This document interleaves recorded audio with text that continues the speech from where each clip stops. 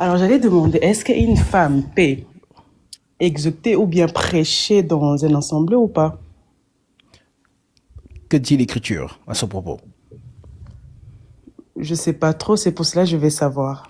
D'accord. Donc, je vais donc lire deux Écritures à ce propos. C'est ce que c'est l'apôtre Paul, voilà, qui nous enseigne dessus. Je prends ici d'abord 1 Timothée chapitre 2, verset 11.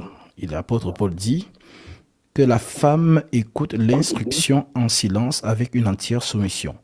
Je ne permets pas à la femme d'enseigner ni de prendre autorité sur l'homme, mais elle doit demeurer dans le silence.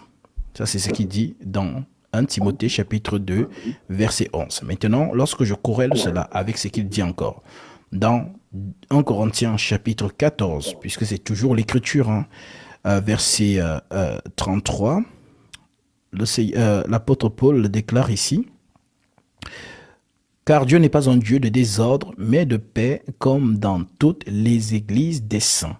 Que les femmes se taisent dans les assemblées, car il ne leur est pas permis d'y parler, mais qu'elles soient soumises selon que le dit aussi la loi. Si elles veulent s'instruire sur quelque chose, qu'elles interrogent leur mari à la maison. Vouloir se faire instruire, c'est vouloir se faire enseigner. Si elles veulent s'instruire sur quelque chose, qu'elles interrogent leur mari à la maison.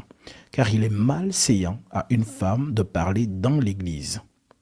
Donc, si je m'arrête juste là, il y a ce qu'on appelle donc les assemblées des saints. Ça veut dire que lorsque les saints sont convoqués, celui qui prend autorité pour enseigner les saints, c'est l'homme et non la femme. Voilà pourquoi nous, les disciples, nous restons donc fidèles à cette recommandation. Et toute sœur en Christ qui est bien enseignée sait qu'elle doit s'en tenir à ce que l'Écriture dit. Maintenant, ceux qui veulent aller au-delà, l'apôtre Paul leur a réservé une Écriture. Il continue en disant, verset 36, « Est-ce de chez vous que la parole de Dieu est sortie ou est-ce à vous seul qu'elle est parvenue? Si quelqu'un, donc comme il y a des faux hommes de Dieu aujourd'hui qui viennent encourager aux femmes de transgresser cette recommandation, l'apôtre Paul leur dit, si quelqu'un croit être prophète ou inspiré, qu'il reconnaisse que ce que je vous écris est un commandement du Seigneur, et si quelqu'un l'ignore, qu'il ignore. Ça veut donc dire que l'écriture est là. Maintenant, chacun fait ce qu'il veut. Mais tous les vrais chrétiens mettent l'écriture en pratique. Ceux qui ne la mettent pas en pratique ne sont pas tout simplement disciples de Jésus-Christ, puisque le Seigneur dit, celui qui m'aime garde mes commandements. Et notre capacité à montrer au Seigneur que nous l'aimons, c'est notre manière à mettre l'écriture en pratique. Beaucoup de femmes disent qu'elles aiment Jésus, mais quand Jésus leur donne l'écriture au travers des apôtres, elles ne le mettent pas en pratique. D'où l'écriture de Luc 6, 46 qui déclare « Pourquoi m'appelez-vous Seigneur, Seigneur, et ne faites-vous pas ce que je dis ?» Donc tout bon chrétien, c'est celui qui met les écritures en pratique pour glorifier l'écriture et uniquement l'écriture. Voilà ma sœur. Ok. Alors, une femme n'est pas censée être dans une assemblée et puis prêcher, partager la bonne nouvelle. C'est ça. Ce qu'elle peut faire, notre sœur en Christ, elle peut justement propager la parole hors de l'assemblée des saints. Par exemple, sur les réseaux sociaux, elle peut parler du Seigneur. Elle peut témoigner du Christ. Sur les places publiques ou sur même son lieu de travail, elle peut proclamer le Seigneur.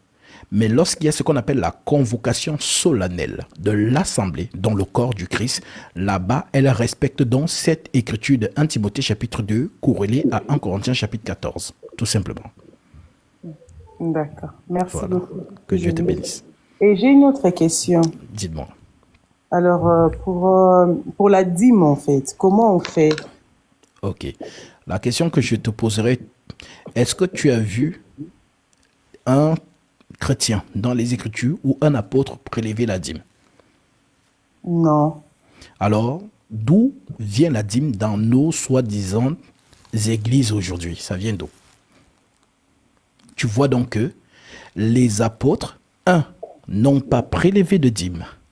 Les disciples, je parle ici de ceux de Jérusalem, ou ceux de Corinthe, ou ceux d'Éphèse, ou ceux de Galade, ou de Thessalonique, ou de Philippines, les disciples n'ont pas donné la dîme. Ça n'existe dans aucun passage. Et les apôtres non plus n'ont pas prélevé la dîme sur le peuple. Donc c'est un mensonge. C'est-à-dire que, qu'est-ce que ces gens ont essayé de faire, les gens qui prennent la dîme? Ils vous prennent les choses de la loi qui sont caduques et viennent vous estorquer avec dans la grâce. Voilà donc pourquoi, si je prends pour toi Galates, chapitre 4, l'Écriture dit,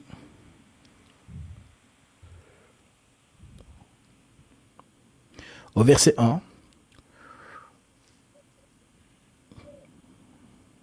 Oh, aussi longtemps que l'héritier est enfant, je dis qu'il ne diffère en rien d'un esclave, quoi qu'il soit maître de tout.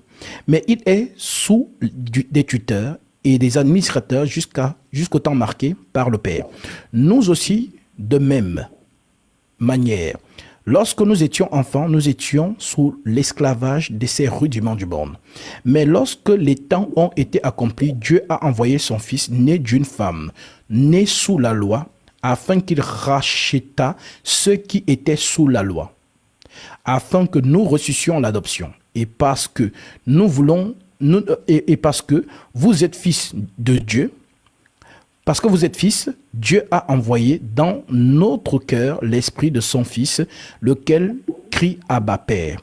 Ainsi, tu n'es pas esclave, mais fils. Si tu es fils, tu es aussi héritier par la grâce de Dieu. Autrefois, ne connaissant pas Dieu, nous servions des dieux qui ne le sont pas de leur nature. Mais à présent que vous avez connu Dieu, ou plutôt que Dieu, vous avez été connu de Dieu, comment retournez-vous à ces fables et pauvres rudiments auxquels de nouveau vous voulez vous asservir encore? Vous observez les jours, les mois, les temps, les années. Je crains d'avoir inutilement travaillé pour vous. Soyez comme moi, car moi aussi je suis comme vous, frères. Je vous en supplie. Vous ne m'avez fait aucun tort. Vous savez que ce fut à cause d'une infirmité de la chair que je vous ai pour la première fois annoncé l'évangile et mis à l'épreuve par ma chair. Vous n'avez témoigné ni mépris ni dégoût, mais vous, au contraire, vous m'avez reçu comme un ange de Dieu et comme Jésus-Christ. Où donc c'est l'expression de votre bonheur, car je vous atteste que si cela a été possible, vous seriez arraché les yeux pour me les donner. Je suis devenu votre ennemi en vous disant la vérité. Le zèle qu'ils ont pour vous n'est pas pur, mais ils veulent vous détacher de nous, afin que vous soyez zélés pour eux. Il est beau d'avoir du zèle pour ce qui est bien et en tout temps, et non pas seulement quand je suis présent parmi vous. Mes enfants, pour qui j'éprouve de nouveau des douleurs de l'enfantement, jusqu'à ce que Christ soit formé en vous. Je voudrais être maintenant auprès de vous et changer le langage, car je suis dans l'inquiétude à votre sujet. Dites-moi, vous qui voulez être sous la loi, donc concernant la dîme, dites-moi, vous qui voulez être sous la loi, n'entendez-vous pas la loi? Car il est écrit qu'Abraham eut 2 fils, une de la femme esclave et une de la femme libre. Mais celui de l'esclave naquit selon la chair et celui de la femme libre naquit selon la promesse. Ces choses sont allégoriques, car ces femmes sont 2 alliances, l'un du mont Sinaï, enfantant dans la servitude, c'est Agar, et car Agar, c'est le mont Sinaï en Arabie, et elle correspond à la Jérusalem actuelle, qui est dans la servitude avec des enfants. Mais la Jérusalem d'en haut est libre, c'est notre mère, car il est écrit, rejus-toi, toi stérile, qui n'enfantais point, éclate et pousse des cris, toi qui n'éprouvais point les douleurs de l'enfantement, car les enfants de la délaissée seront plus nombreux que les enfants de celles qui étaient mariées. En d'autres termes, ce que Paul essaie de t'expliquer ici, dans Galates chapitre 4, c'est que nous sommes sous la grâce. Nous sommes la Jérusalem libre. C'est-à-dire que nous ne sommes plus dans les rudiments de la loi. La dîme, les observations des sabbats, les jours, ainsi de suite. Donc, en Christ, toutes ces choses ont disparu. Voilà donc pourquoi tu remarqueras donc que les apôtres n'ont pas prélevé la dîme. Maintenant, eux, ils veulent te faire retourner chez les apôtres, chez les prophètes, dans la loi. En d'autres termes, dans la loi, on demandait la dîme. Mais dans la grâce, on ne demande pas. Si on demandait la dîme dans la grâce, les apôtres, notamment l'apôtre Paul ou Pierre ou Jacques, un d'eux allait demander la dîme et on allait la payer. Mais Nul d'eux ne l'a fait. Ce qui veut donc dire que, comme nous sommes sur leur fondement, nous ne donnons pas la dîme. Donc si quelqu'un te demande de payer la dîme, c'est un faux homme de Dieu qui veulent justement s'enrichir sur les pauvres, puisque la dîme, c'est le 1/10 d'un salaire. Maintenant, il y a des gens qui gagnent par jour, par semaine, par mois. Donc, ces gens-là, justement, mettent un joug étranger. Le joug étranger, c'est le joug de Moïse. Voilà pourquoi Paul dit, toujours dans Galates chapitre 3, que ceux qui veulent pratiquer la loi sont déchus de la grâce. Donc, ceux qui prennent la dîme, qui ne fassent pas que prendre la dîme, mais qu'ils en fassent un usage légitime. Ça veut dire qu'ils prennent toute la loi. Mais tu ne peux pas aller dans la loi, tu piques des choses, tu ramènes ça dans la grâce. Non. Si tu veux être sauvé par la loi, fais toute la loi, dit Paul. Mais si tu es en Christ, alors tu disparais. C'est-à-dire, nous avons disparu en Christ. Donc aujourd'hui, nous marchons par les mœurs de l'esprit. D'où le fait que les apôtres n'ont pas prélevé de dîmes. Donc, si je comprends bien la tournée de ta question, là où tu es, on t'a demandé de payer la dîme. Ça nous arrive souvent de payer la dîme. Hein. On nous demande à chaque fois de payer la dîme si on a quelque chose. Mais je vais savoir aussi. Alors, si le Seigneur met dans ton cœur de donner une somme, par exemple à quelqu'un ou à un homme de Dieu, c'est pas un péché. Non, c'est pas un péché. Ça s'appelle donc une offrande. Ça veut dire que dans l'église, tu pourrais, peut-être si tu me posais la question, comment les apôtres vivaient dans l'église, puisqu'ils ne prélevaient pas la dîme. Dans l'église, les apôtres vivaient avec ce qu'on appelait les dons volontaires. Parce que c'était une recommandation de Jésus pour les apôtres. Il dit, par exemple, dans 1 Corinthiens chapitre 9, que ceux qui annoncent la parole vivent, que celui qui annonce l'évangile vive de l'évangile. Ça veut donc dire que si toi, la sœur, tu as résolu d'accomplir cette écriture, puisque le Seigneur t'a ordonné à toi, ce n'est pas une négociation. Ça veut dire qu'une chrétienne ou un chrétien sait que Jésus-Christ lui a recommandé de nourrir l'homme de Dieu. C'est ce que Paul dit dans 1 Corinthiens chapitre 9. Je peux le lire pour que ceux qui nous écoutent puissent vérifier ça aussi. 1 Corinthiens 9, verset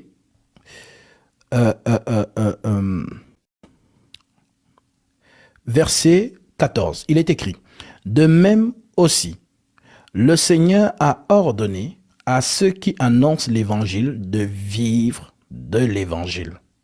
Donc, si tu as donc résolu quelque chose de donné, c'est ce qu'on appelle donc le don volontaire, en d'autres termes, ta libéralité.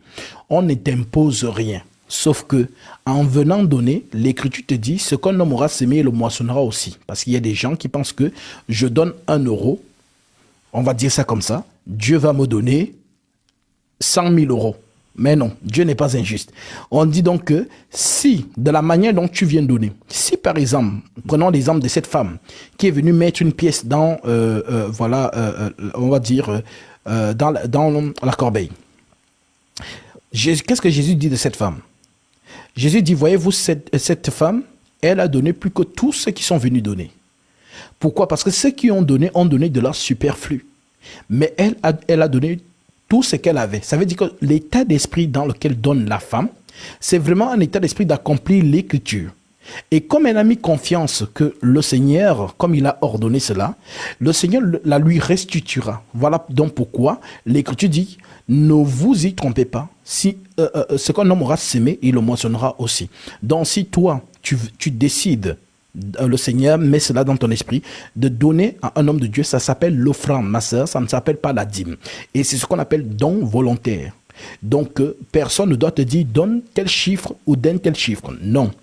Tu as été touché par la parole, tu manifestes dans cela. Tu viens donner selon ce que tu as résolu, sachant que la manière dont tu donnes, c'est aussi comme ça que tu recevras. C'est la nourriture de l'homme de Dieu. Parce que le Seigneur dit, l'ouvrier mérite sa nourriture. Donc, ce n'est pas aussi obligé que ce soit de l'argent. Ça peut aussi être un sac de riz. Il n'a pas le droit de refuser. Ça peut aussi être une tunique. Oui, parce que le Seigneur dit, mangez de tout ce qu'on vous présentera sur la table, c'est votre salaire. Donc, il n'y a pas un salaire, genre à la fin du mois, les chrétiens vont cotiser pour payer le salaire. Non. C'est-à-dire, lorsque moi, je suis dans l'exercice de mes fonctions, le Seigneur me dit, ce qu'on te donnera, mange, c'est ton salaire. Donc, la sœur ou le frère qui a été touché par la parole et qui manifeste la parole, tu ne le fais pas pour être gentil. C'est une recommandation de Jésus. Si tu me donnes pour être gentil, tu ne vas rien recevoir. Mais si tu le donnes comme recommandation de Jésus-Christ, ça veut dire que tu as mis sa parole en pratique. Et comme tu as mis sa parole en pratique, c'est sa parole qui va te le redonner. Puisque la parole est Dieu, ce n'est pas moi. Donc si tu attends quelque chose de moi, tu ne vas rien recevoir. C'est la parole qui te le redonne. Donc voilà pourquoi l'Écriture dit, voilà, lorsque vous entrez dans la maison, saluez-la. Si la maison en est digne, que votre Père vienne sur elle. Et si la maison n'en est pas digne, que votre Père retourne avec vous. Ça veut dire que le fait de mettre en pratique la parole du Christ, c'est cette parole qui va te redonner ce que tu as fait. Le Seigneur a vu et il va te le redonner lorsque lui-même décidera. Peut-être tu peux attendre une occasion, mais il ouvre une autre. Tu vois ce que je veux dire? Donc, il y a des gens qui donnent, mais ils donnent mal, ils ne savent pas donner. Ça veut dire qu'il y a des gens qui donnent comme si pour être gentil, genre pour encourager l'homme de Dieu. Non, on n'encourage pas. Avec le Seigneur, on est dans l'Écriture. Ce qu'il a dit, c'est ce que je fais. Ce qu'il n'a pas dit, je ne fais pas. Donc, s'il m'a dit, voilà, de donner à son serviteur, tel que Paul le dit, le Seigneur a ordonné à ceux qui annoncent l'évangile de vivre de l'évangile, je le fais. Alors, parce que je fais cette écriture, le Seigneur me le rendra, tout simplement. Donc, il n'y a pas de, viens, donne ta dîme, ça n'existe pas. Donc, si tu demandes, par exemple, je ne sais pas qui, là où tu es, là, qui te prêche, si tu lui demandes, donne-moi une écriture, homme de Dieu, donne-moi une écriture où un apôtre a prélevé la dîme, il va commencer à bégayer. Il va t'amener dans la loi. Pourtant, les apôtres sur lesquels toi et moi, Jésus nous a recommandé, Jean chapitre 17, verset 19 à 20, je me sanctifie moi-même pour eux, afin qu'eux aussi soient sanctifiés par la vérité. Et ce n'est pas pour eux seulement que je prie, mais encore pour tous ceux qui croiront en moi par leur parole. Donc, les paroles des apôtres sont paroles de Jésus. Les apôtres n'ont pas prélevé la dîme. Donc, c'est à partir des apôtres que l'Église copie ce qu'on appelle les actes des apôtres. Ce qu'ils ont fait, nous faisons. Ce qu'ils n'ont pas fait, nous ne faisons pas, tout simplement. J'avais une autre question, je crois que ce sera la dernière question. Oui. Pour le don, comment ça se manifeste les dons? Alors, les dons se manifestent par le Seigneur.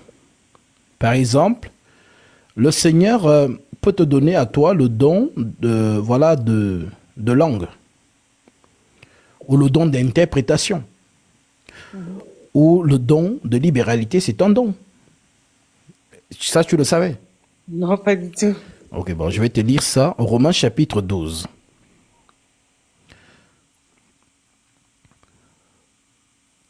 Romains 12, verset 6. Il est écrit. Puisque nous avons des dons différents, selon la grâce qui nous a été accordée, que celui qui a le don de prophétie l'exerce selon l'analogie de la foi. Il y a le don de prophétie. Que celui qui est appelé au ministère s'attache à son ministère. Que celui qui enseigne s'attache à son enseignement. Par exemple, moi, mon don, c'est l'enseignement. Et c'est ce que j'exerce là. Que celui qui exhorte à l'exhortation, que celui qui donne le fasse avec libéralité. Donc, donner, c'est aussi un don. Donc, une personne qui a ce don-là, le don de libéralité, c'est une personne que le Seigneur aussi donne toujours pour que celui-ci donne en permanence. Donc, il y a aussi d'autres dons de l'esprit. Le don de guérison. Tous ces dons-là font partie du corps de Christ. Maintenant, si tu as besoin d'un don, tu peux aussi fléchir les genoux et prier. Et demander au Seigneur, Seigneur, donne-moi tel don. Et ce sont même les prières excellentes. Quand l'Écriture dit tout ce que vous demanderez en mon nom, croyez que vous l'avez reçu, vous le verrez s'accomplir. Les gens, quand ils lisent cette Écriture, et ils pensent à quoi? Au mariage, surtout les femmes, c'est notre siècle. Au mariage. Ah Seigneur, tu avais dit tout ce que je demanderais, donne-moi le mari. Ça, c'est ce qu'elle va d'abord voir. Donne-moi la voiture, donne-moi l'argent, donne-moi telle promotion, donne-moi telle ceci. Donc les gens voient tout. Donc une personne qui prie pour avoir un don pour l'édification de l'Église, pour accomplir le 1 Corinthiens 14, où Paul dit que celui qui cherche à en posséder les dons, cherche à en posséder pour l'édification de l'Église. Donc Jésus, Quand tu lui demandes un don, c'est pour que l'Église en bénéficie. Donc voilà donc pourquoi, si tu demandes avec foi, le Seigneur peut te donner n'importe quel don, bien évidemment, qui sont liés à l'Esprit pour toi. Par exemple, si tu demandes, tu dis Seigneur, je vais entendre les murmures. Est-ce que tu sais que nous, par exemple, dans l'Assemblée, il y a des gens qui entendent les murmures. C'est-à-dire, tu parles des choses dans ton cœur, elle entend, ou il entend, et il dit, voici ce que la personne pense. Ce sont des dons de l'esprit. Donc, il y a des gens qui peuvent entendre les murmures, il y a des gens qui peuvent voir les choses que tu as fait. Mais ce n'est pas elle ou lui, mais c'est par l'Esprit de Dieu. C'est son don. Le Seigneur l'utilise dans cette dimension. Donc, il y a diversité de dons dans le corps du Christ. Mais surtout, si on cherche à en posséder un de ces dons, c'est pour que ce soit pour l'édification de l'Église, tout simplement. Ok. Alors, baptisé ou pas, on peut recevoir les dons. Alors, déjà, il y a des dons qui nous sont innés. Ça veut dire que toi, tu es né avec un don. Peut-être que tu ne le connais pas encore. Donc, il se peut que lorsque tu reçois l'Esprit, ce don soit plus manifeste. Voilà, parce que c'est aussi une précision qu'il faut apporter. Ce n'est pas seulement en Jésus qu'on commence à avoir des dons. Non, on peut avoir des dons en Jésus, mais il y a des dons que nous avons de manière innée. Il y a des gens qui ne sont pas en Jésus. Ils sont peut-être païens, voilà, mais qui ont des dons. Tu as forcément entendu parler de quelqu'un qui a le don de guérison. Une grand-mère, un grand-père ou bien quelqu'un. C'est son don. Mais sauf que ce don est exercé non dans la foi. Alors ce don n'est pas justement, n'est pas, on va dire, sanctifié. Maintenant, si cette personne se convertit, elle va continuer à exercer ce qu'elle fait dans le Seigneur. Par exemple, il y a ce qu'on appelle le don de prophétie aussi. Tu vas voir que tu as entendu parler des médiums. Oui. Voilà, donc être médium aussi, il y a des gens qui sont nés comme ça. Oui, Donc, voilà, c'est ce qu'on appelle aussi don de prophétie. Mais maintenant, comme la personne qui a ça ne l'exerce pas dans le Seigneur, c'est ce qu'on appelle don Python, c'est-à-dire l'esprit de Python. Comme dans Actes chapitre 16, une femme, elle avait un esprit de divination. Ça veut dire qu'elle proclamait des choses, mais on lui donnait l'argent. Ça veut dire, avant qu'elle ne dise quelque chose, tu dois lui donner l'argent. Un peu comme tu entends souvent les faux hommes de Dieu qui vous disent toujours, oh non, sème ton Isaac, il faut s'aimer. Donc, pour qu'il fasse quelque chose pour toi, il faut que tu donnes d'abord l'argent. C'est ce qu'on appelle le don de Python, le don de divination. C'est l'esprit de Python. Donc, voilà donc pourquoi, voilà, il y a des gens qui peuvent avoir naturellement ce don, mais lorsqu'ils viennent dans le Seigneur, cela justement se sanctifie. Ça veut dire que la personne comment exercer cela dans le Seigneur. C'est ça en fait aussi qu'on appelle les dons de prophétie. Toi, par exemple, est-ce que tu as déjà vécu quelque chose de surnaturel? Ça m'arrive souvent de faire des songes que je ne retiens pas souvent. Et au fond de moi, j'ai toujours tendance à vouloir aider les autres, à vouloir toujours être là pour les autres. Je les sens vraiment dans mon cœur. Depuis que j'étais, je sais pas, j'avais 2 ans, ma mère n'arrêtait pas de me dire, quand on marchait et je prenais l'argent dans son sac et je donnais aux mendiants. Donc c'est un peu ça. Je sens ça, ça devient encore plus fort en grandissant un peu. C'est ce qu'on appelle la libéralité. Ça veut dire que quelqu'un qui est libéral, on appelle ça, c'est quelqu'un qui est généreux. Dans 1 Timothée chapitre 6, tu retrouves ça. Tu retrouves ça où l'Écriture dit, demande aux riches de ce siècle d'être riches en bonne œuvre, en générosité et en libéralité. Ça veut dire que tu es généreuse. Tu as toujours cette... Et tu le fais avec joie, pas avec corvée. Parce quand il y a certaines personnes qui donnent, mais en donnant, elles murmurent ou ils murmurent dans son cœur. Maintenant, il y a d'autres personnes qui donnent avec joie. Ça veut dire qu'en fait, quand tu reçois, elle a plus de bonheur que toi qui reçois. Donc, c'est ça qu'on appelle dans le don. Donc, c'est un don. C'est un don. Ah, je remercie le Seigneur pour ça, alors. Amen. Bah oui. Donc, ce qui fait donc en sorte que quand tu es comme ça, quand tu es dans l'assemblée des saints, les saints vont bénéficier de ça. Parce que c'est un peu comme Quand, je t'invite à aller lire les livres aux Romains, Épître aux Romains chapitre 16. Tu vas voir que dans Romains chapitre 16, il y avait beaucoup de sœurs qui aidaient beaucoup. Et on les félicitait.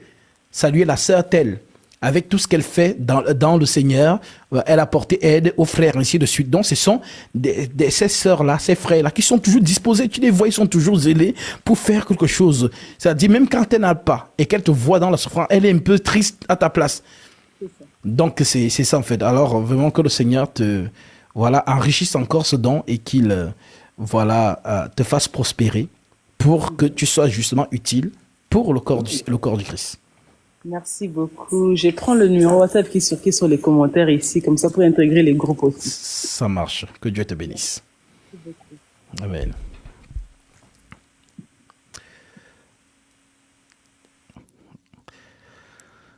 Il y a tellement de demandes. Et il est presque 21h. Nous avons commencé à 14h. Je suis vraiment très heureux pour les enfants de Dieu et pour tout ce que le Seigneur fait pour nous, voilà, au travers de ce ministère qu'il m'a donné. C'est un don. Ce don ne m'appartient pas, ça appartient au corps du Christ. Donc, lorsque je suis dans l'exercice de mon don, vous êtes édifiés. C'est le pourquoi l'Écriture dit dans 1 Corinthiens 14, je répète, je vais lire ça, je vais terminer par ça. 1 Corinthiens, chapitre 14. L'Écriture dit donc,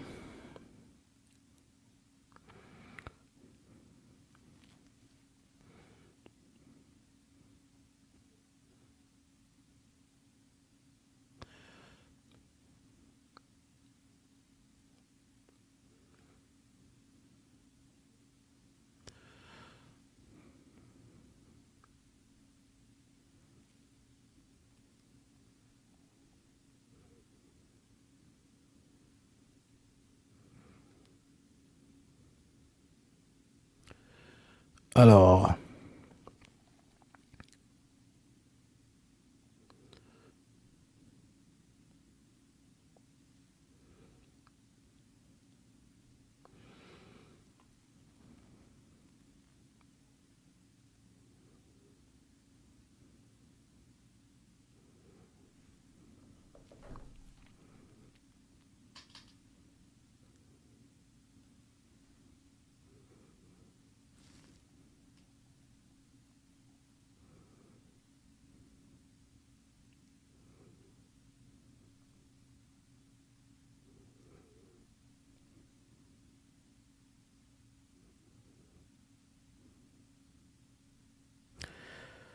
nous chutons par là. 1 Corinthiens 14, 12, il est écrit.